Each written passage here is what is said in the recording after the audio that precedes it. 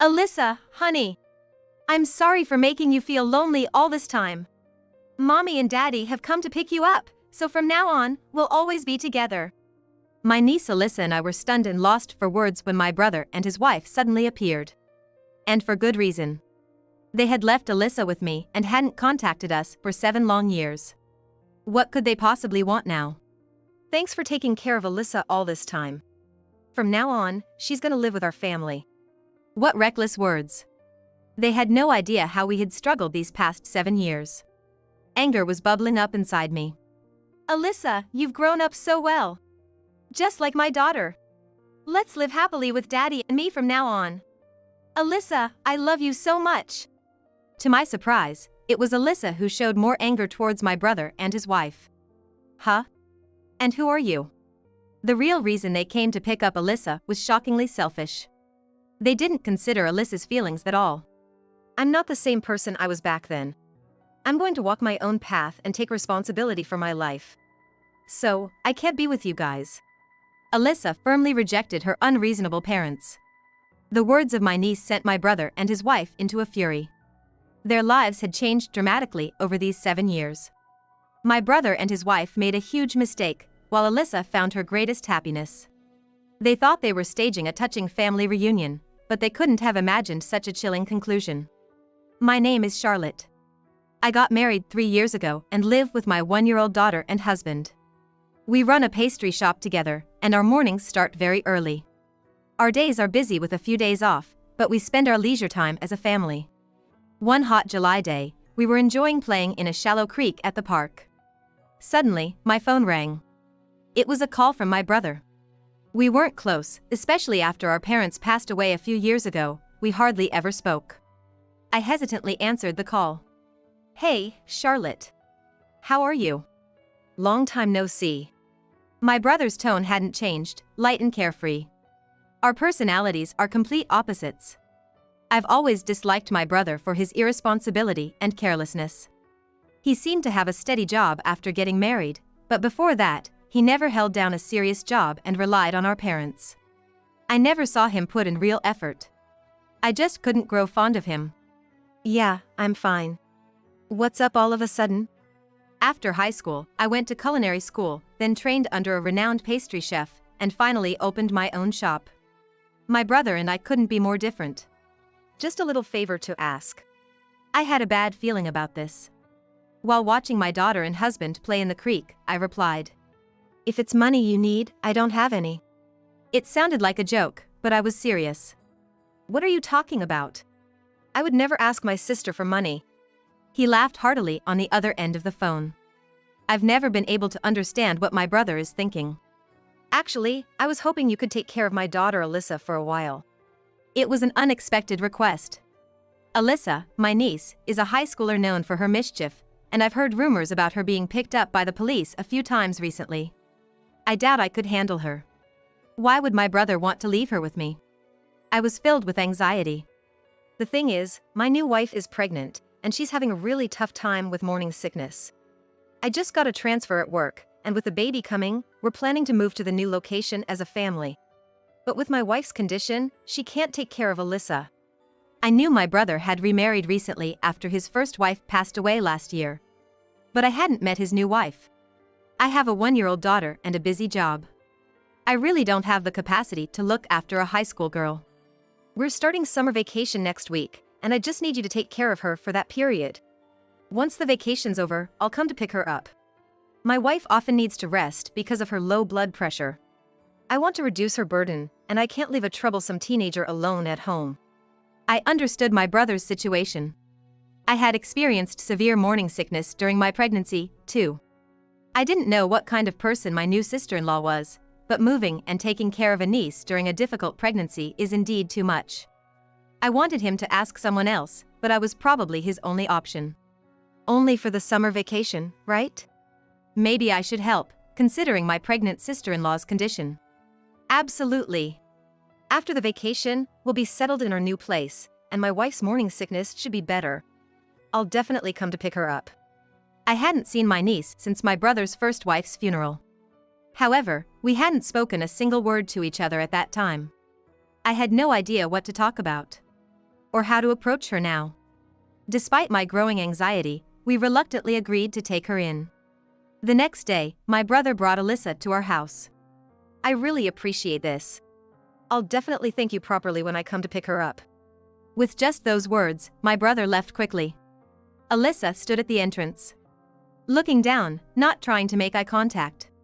Her hair was dyed brown, her face was made up, and she wore short pants, revealing her slim legs with brightly colored nails on her fingers and toes. She looked like a typical rebellious high school girl. I had no idea how to start a conversation. Alyssa, come on in for now. I've prepared a room for you upstairs. You can leave your stuff there. I chose my words carefully, as if walking on eggshells, and tentatively spoke to her. Then she looked up. I have my own room? She looked at me with her big eyes, and I felt a bit tense under her gaze. Of course. There's a spare room you can use. It's empty, but there's a small TV and you're welcome to use the closet however you like. Honestly, I was apprehensive about sharing a space with my niece. So, I made sure she had her own room to give us both some separate space. Thank you. I'll make myself at home, Alyssa said and went upstairs with her belongings. I glanced at the sandals she took off and was a bit surprised. They were neatly arranged at the edge of the entrance. That's when our cohabitation began. I don't have school or club activities because it's summer break, so I'm pretty free, Alyssa said and took over the household chores, helping out our busy family. Besides, since I'm staying in this lovely house for free, the least I can do is help out. She even started helping with dinner preparations and made snacks for my daughter every day. Today I made pumpkin cookies. They're additive-free and low in sugar, so they're safe for her to eat a lot. Alyssa doted on my daughter, who quickly grew fond of her.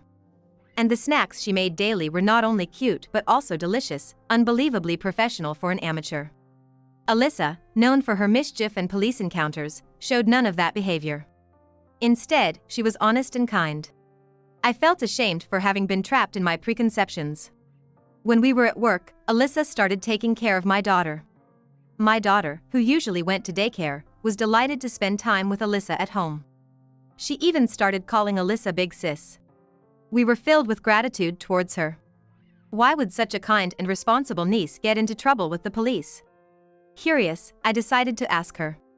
Suddenly, Alyssa became silent and looked down. Her expression is sad. It seemed like she was hiding something. Then slowly, she looked up and quietly began to reveal her past to me. The past this 15-year-old girl carried was far beyond my imagination, filled with sadness and hardship. Alyssa told me about the loss of her beloved mother to illness when she was in middle school. However, it was a disease that might have been cured if it had been properly treated early on. Her mother, my brother's wife, suffered in silence, unable to make my brother understand her illness. Alyssa had harbored resentment towards her father, my brother, for this. My real mom was so kind and taught me so many things. She taught me cooking, and even manners so I wouldn't embarrass myself in society. I remembered the neatly arranged sandals Alyssa had left on her first day at our house. I suddenly remembered. That's what it was all about. A year after my mom passed away, Dad remarried. And that's my current stepmom. How could Alyssa accept a new mother when she hadn't even come to terms with her loss? I grew increasingly frustrated with my brother's selfishness. Since then, Dad started telling me I was unwanted. My brother began neglecting Alyssa, choosing to go out at night with his wife instead. At home, he treated Alyssa as an intruder, not allowing her to be part of family time. Alyssa wasn't given her own room and ended up spending her time alone in a corner of the hallway.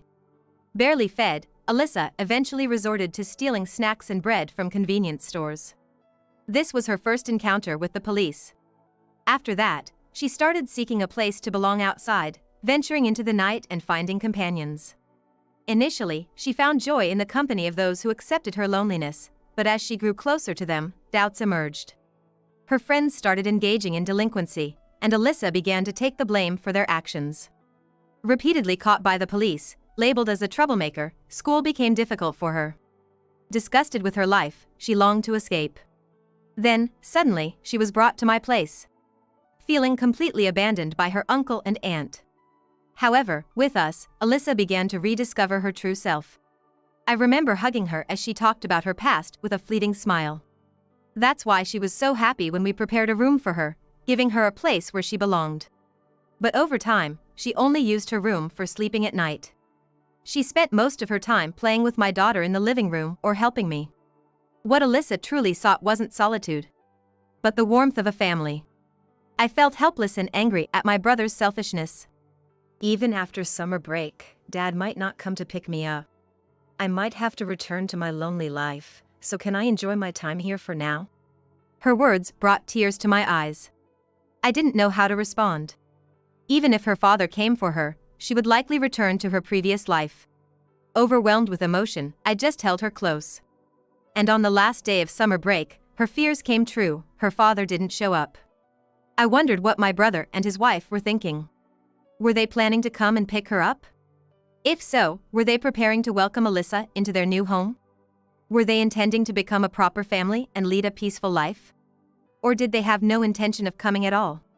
I couldn't understand what they were thinking and called my brother numerous times. However, no matter how many times I called, he never answered. How selfish can he be? My frustration was growing. Meanwhile, Alyssa was quietly packing her things. Was she planning to leave today? But she had nowhere to go. I couldn't let her go back to the dangerous streets at night. Alyssa, stay one more night with us. I can't get in touch with your dad, and you have nowhere to go, right? Then, Alyssa, who had been silently packing, looked up and showed a bright smile. It seemed like her eyes were reflecting the light from the fluorescent lamps. Probably tears. That night, I discussed it with my husband. We couldn't let Alyssa go. And we couldn't trust my brother and his wife. We wanted to take Alyssa in and live with her. My husband nodded in agreement with my thoughts. The next morning, we told Alyssa our decision. What? I stay here? I don't have to go back to that family? Alyssa's face was filled with joy, and she cried tears of happiness. Seeing her like this, I made up my mind. I would become her mother. And I firmly held Alyssa's hands. You can stay here forever. At that moment, we became a family. And then the new school term started. Alyssa dyed her hair back to black, stopped wearing makeup and doing her nails, and went to school every day. When she came home, she would immediately start making snacks for my daughter. Her skills were excellent, so we decided to try selling Alyssa's homemade vegetable cookies at our store. They became very popular as healthy snacks and sold out quickly. My mom used to bake cookies for me. I loved the sweet smell from the oven and often helped her. She was very interested in the sweets we made. So, on weekends, we enjoyed baking with Alyssa. Wow, it smells so good! My daughter always came to the kitchen and couldn't resist sneaking some whipped cream and other treats. Alyssa laughed heartily at my daughter's actions. With our advice, Alyssa's baking skills improved rapidly. After graduating from high school, Alyssa enrolled in a patisserie school and then gained experience at a famous bakery. I wholeheartedly supported Alyssa as she walked the same path as me. After completing her apprenticeship, Alyssa, who had worked tirelessly in our shop from morning till night with her savings, finally achieved her dream of independence. Alyssa became a full-fledged pastry chef. Thank you, Mom, Dad, for everything. Alyssa said, a little embarrassed, and smiled. Congratulations. You've worked hard. Let's continue to strive together as sister shops, I said, setting goals for ourselves. Alyssa, who set her own goals and worked hard toward her dreams, was our pride. My husband nodded in agreement. After that, Alyssa developed not only delicious but also stylish and cute sweets that made people happy just by looking at them. She quickly joined the ranks of famous bakeries. She received daily interviews from TV and magazines, and her creations spread across the country through social media. People even came from afar to visit our shop. Every day, there was a line forming in front of our shop before opening. One day, my husband and I were helping prepare for the opening at my daughter's shop. As Christmas approached, we paid attention not only to product development but also to decorating the store and designing paper bags. We pastry chefs put a lot of effort into this time of the year. This year, the Christmas limited edition product that Alyssa made was strawberry cheesecake. The combination of rich cheese and refreshing strawberries was very popular, and people lined up from early in the morning just to get it. Alyssa carefully arranged the products, my husband cleaned up the kitchen, and I wiped the glass showcase. At that moment, a man's voice said, "Excuse me." "Sorry, we still have about 10 minutes until we open. Would you mind waiting outside?" I replied, turning my face toward the source of the voice. In that instant, my hand stopped wiping the glass, and I froze. "Hey! Long time no see. How have you been?" The man was my brother, who hadn't come to pick up Alyssa for 7 years and had been out of touch. Alyssa seemed to be at a loss for words too. There was a brief silence. "Alyssa, I'm sorry for making you feel lonely all this time. But you don't have to worry anymore. Mommy and Daddy are here to pick you up. From now on, we'll be together forever." From behind my brother, his wife appeared, raising her voice. This was the first time I had seen my brother's wife's face. Until now, she had never done anything motherly, and now she was suddenly claiming to be mommy. Both of them appeared so casually, as if nothing had happened. I looked at them with contempt, surpassing anger. What on earth did they want? "Charlotte, don't make such a scary face. Thank you for taking care of Alyssa all this time. Sorry for being late to pick her up. Alyssa will live with our family from now on." What a thoughtless thing to say. They had no idea what Alyssa had gone through and how hard she had worked for the past 7 years. They knew nothing, and now they were talking about our family. Rage boiled up inside me. "Alyssa, you've become quite impressive. You truly are my daughter. Let's live happily with Mom and Dad from now on. Alyssa, you're really amazing. I love you so much." Alyssa, who had been twisting her face at my brother's eerie attitude she had never shown before, finally spoke. "Huh? Who are you? If you have nothing to do with this shop, please leave right away." Alyssa turned her back to my brother and his wife as she said that. "Don't say that. We apologize for being late to pick you up. But we've had our own difficulties too. It's been tough in many ways. Now that you're grown up, you'll understand, won't you?" In response to my brother's words, Alyssa turned around and cast a cold gaze at him. "We've been struggling financially. Even our child born 7 years ago is currently in foster care. Truth is, I used a bit of the company's money and got caught, leading to losing my job. On top of that, we're in debt, and there's no way we can support our child." What a situation. He had embezzled money, lost his job, and was burdened with substantial debt. Desperate, they had seen an article about Alyssa's success in a magazine, and out of financial desperation, they approached her. "Enough of your selfishness. If you're in need of money, then both of you should work from morning till night. What you're doing is nothing to be proud of as parents, is it?" I couldn't contain my anger and raised my voice unintentionally. In response, my brother sneered as if mocking me. "Don't get so angry. Besides, this is a matter between me and Alyssa. You're not involved. Don't interfere." Then, Alyssa placed her hand on my back and stepped forward. Her touch seemed to convey gratitude. "That's right. Just as you say, I'm no longer the person I used to be back then. I've grown up. I'll take responsibility for my own life. So, I won't be living with you. You're disrupting the business. Please leave." With a single statement, Alyssa turned my brother and his wife red-faced. "What kind of attitude is that towards your parents? It's just that we were a little late to pick you up. You're quick to act high and mighty once we say something nice. We hoped you had grown into someone who could listen to your parents and their expectations, but we're disappointed." My brother's harsh words echoed in the shop. Why should I listen obediently to my parents, who had always been unreasonable? I couldn't help but feel irritated. And my husband, having heard the commotion, came out of the kitchen. "What parents? What family? They've never done anything remotely like parents. It's audacious of them to say something like that now." Alyssa turned around and looked at us. "They are neither my parents nor anything of the sort. You've walked alongside me as I grew up, always supporting me. You created a warm family atmosphere and gave me a place to belong. You taught me the joy of living. Mom, Dad, you are my real parents. I plan to use the money I earn at this shop to repay you."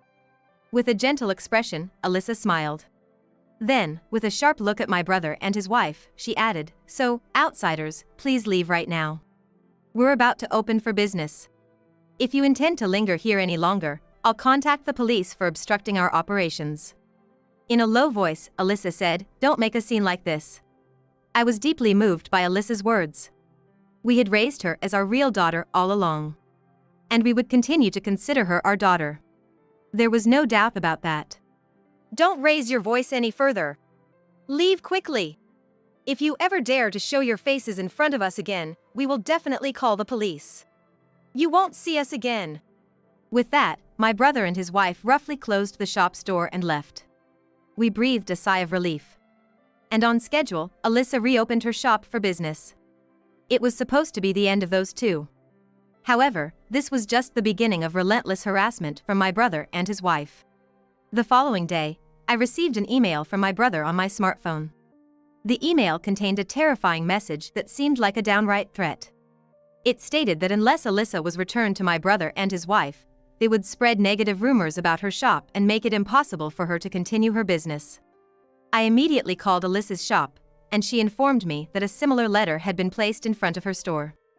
"I'll burn this kind of letter. Even if they spread bad publicity about the shop, I won't be deterred.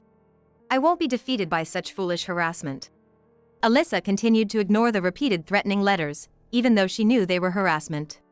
Receiving such harsh threats daily would take a toll on anyone's spirits. But Alyssa remained steadfast with a determined attitude. At this point, it seemed like Alyssa was waiting for the right opportunity to strike back at my brother and his wife. Finally, that chance arrived. One day, a journalist who had previously featured Alyssa in a magazine visited her shop. They had received a tip about Alyssa and came to verify the truth. The tipster had accused Alyssa of abandoning her parents, who had supported her throughout her life, once she became famous as a pastry chef. The tip also claimed that Alyssa had profited from cakes developed using her parents' ideas, keeping all the money for herself, even when her parents were in financial distress. Alyssa was shocked. She knew exactly who the malicious tipster was, even without being told. However, Alyssa didn't waver in the face of such a malicious tip. Instead, she saw it as an opportunity to fight back. "I will tell you the whole truth." With those words, Alyssa began to recount her past to the journalist. She spoke about her real mother's illness and her father's remarriage. The mistreatment she had endured after her father's remarriage. Her troubled teenage years when she felt like she had no place. And how she met us during high school. She talked about her journey into the world of pastry making, her struggles, and the bond she formed with us as a couple. Alyssa also spoke about my brother and his wife's sudden appearance in her life, driven by financial motives. The journalist listened intently, hanging on to every word. "If you truly love someone, would you abandon your own daughter? And isn't it the act of a real parent to show up only when it's convenient, ask for money, and resort to spreading such rumors when denied?" Alyssa's story came to an end with those words. The journalist had tears in their eyes and commended Alyssa for her efforts. They decided to feature Alyssa's shop once again in a special article titled, "The Shop of a Young Charismatic Pastry Chef Who Overcame a Harsh Childhood." The following month, a magazine with this headline on the cover appeared in bookstores and convenience stores nationwide, bringing even more attention to Alyssa. Simultaneously, numerous magazine journalists descended upon my brother and his wife. They were bombarded with questions about their mistreatment of Alyssa, embezzlement of company funds, a life burdened by debt, and their abandonment of their child. The couple could no longer step outside their home. Furthermore, the only person who had supported the brother and his wife, her parents and relatives, were shocked and furious when they learned the truth. Everyone was appalled by the couple's inhumane actions, and they decided to cut all ties with them. My brother and his wife found themselves isolated from society, living a quiet life while constantly worrying about the public's judgment. We thought that Alyssa's retaliation had come to an end, and peace had returned to our lives. However, our battle was far from over. At this point, my brother and his wife had begun harboring incomprehensible resentment towards her. "Mom, all the shop's windows are broken. There are glass shards everywhere inside." One morning, I received a call from Alyssa. What a terrible act of harassment. Immediately, I thought of my brother and his wife. "Alyssa, don't touch anything, it's dangerous. Call the police right away. I'm heading over there now." There were security cameras installed inside the shop. The culprit should be easily identifiable. I rushed to Alyssa's shop. Upon arrival, I found the police conducting an investigation. As expected, the security cameras had captured the culprit. And it turned out to be my brother's wife. My brother's wife was promptly taken into police custody, and the interrogation began. "Who do you think you are? I'll destroy that arrogant girl's shop right away. Next time, I'll even set the whole place on fire." Due to Alyssa's counterattack, my brother and his sister, who had been erased from society, were now overwhelmed by an unfamiliar sense of alienation, causing them to lose their composure. My brother's wife had developed a deep resentment towards Alyssa and committed the act openly. "If you're so upset, try using your own money to fix it." "Well, you don't have that kind of amount, do you? Maybe you should borrow some money and experience the same hardships as us." However, the police didn't let my brother's wife's shallow thinking slide. With a snort, the police officer began speaking coldly. "This is a case of property damage and interference with business, both of which can result in imprisonment or fines. Furthermore, due to this incident, the shop's merchandise couldn't be sold, and repairs were needed, causing Alyssa to lose income. In all these aspects, compensation would be demanded." At this point, she finally realized the gravity of her actions. Her arrogant attitude changed, and she suddenly became smaller in demeanor. For the debt-ridden couple, there was no way they could afford the fines, so the brother's wife reluctantly entered the cold walls of prison. While Alyssa and I were cleaning up the shop's phone rang. It was my brother. "Don't mess around. It's because of you, you failed. My wife got caught by the police because of you. You're the one who should go to jail for being a delinquent. Either switch places with my wife now, or if you don't want your past crimes to be exposed, contact the police and say that the culprit is someone else." We were already fed up with such unreasonable threats from my brother. "It's your own doing. If you have the time to make these threatening phone calls, then find a job and try to pay off your debts. You can't keep relying on other people's money forever." Unable to counter Alyssa's rational words, my brother finally shouted incoherently. "Shut up! Shut up! Don't interfere with your parents like this, you ungrateful daughter. I'll send you to hell." On the other end of the phone, my brother was breathing heavily. "You're not my parents, or anything like that. You abandoned me 7 years ago. You're strangers now. And..."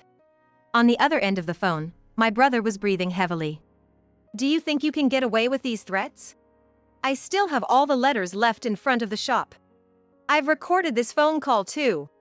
If you continue to harass us, you'll face the appropriate consequences. You'll be charged with a new crime called extortion." Then, from the receiver, came my brother's growl. "Exactly as Alyssa says. If you don't want to increase your charges any further, cut ties with us. Work hard on your own and repay your debts." With that, we hung up the phone. 7 years ago, Alyssa was a high school student with a record of 5 delinquency cases, and I didn't know how to handle her. To see her grow so resiliently, taking her own path, becoming independent, and distancing herself from her father was truly impressive. "You've really become a remarkable person. You've worked so hard." I looked at Alyssa. "Well, I'm my mother's daughter, after all." Alyssa said that and blushed a little, looking shy. Finally, my brother disappeared from our lives. According to rumors, he couldn't find a steady job and resorted to daily labor to make ends meet. Unable to afford an apartment, he spent each night without a stable place to stay. Every day, he hid from debt collectors, wearing down his mental state, and gradually, he seemed to forget about his wife's existence. Once his wife, who had completed her prison sentence, was released, there was no one to greet her, and she had nowhere to go. However, my husband's wife dreamed of living with my brother again, unaware of the harsh reality. Through the tiny window in the prison wall, she projected her hope into the faint light. On the other hand, our shop, thanks to the featured article about Alyssa, saw even more customers. We were busy every day, which we were grateful for. And this spring, we announced a collaborative product with Alyssa's shop. It was a cheesecake. When you cut the cake, the inside turned into a chocolate flavor, captivating many women. It spread nationwide and became a massive hit. Alyssa still took care of my daughter, and my daughter admired Alyssa. The two of them were like sisters despite the age difference. Then came some wonderful news. Alyssa was getting married. Her partner was none other than a male journalist she had met during an interview about her shop. After learning about Alyssa's tumultuous past through the interview, the journalist continued to support her. He began visiting the shop in his free time and even helped out on his days off. He had advised Alyssa on how to handle the harassment from my brother and his wife and to keep evidence of the threats. Gradually, the two of them grew closer, becoming partners in each other's lives. My husband and I were invited to attend the wedding as Alyssa's parents. It was the happiest news. My husband was nervous about walking Alyssa down the aisle. And there was one more thing. Alyssa had requested us to create the wedding cake. A one-of-a-kind cake filled with our memories, their future journey, and happiness. I was already brainstorming ideas for its creation.